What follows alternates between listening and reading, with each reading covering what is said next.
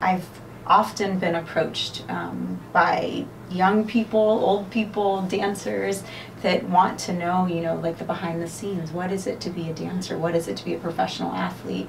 What do you do to cross-train outside of your classical training and performance schedule? What do you eat to maintain your body and your energy?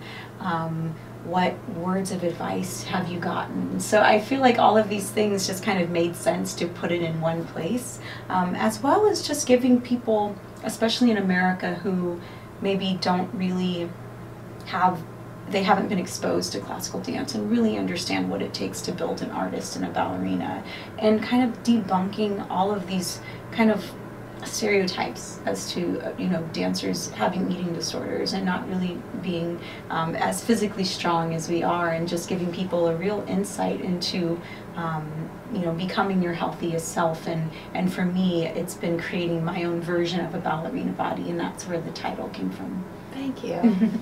What is the next act for Misty Copeland? It's so hard to say.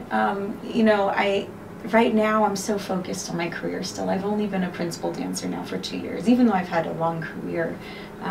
So I feel like right now it's hard to say, it's hard to think of what's beyond my career when I'm like trying to be really present.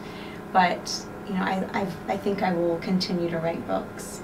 I will be continuing on this kind of journey of diversifying classical dance and continuing the conversation, and I will forever be a part of it. Like, I wouldn't be who I am, I wouldn't have the opportunities in the life that I have without ballet, so I will forever be a part of it.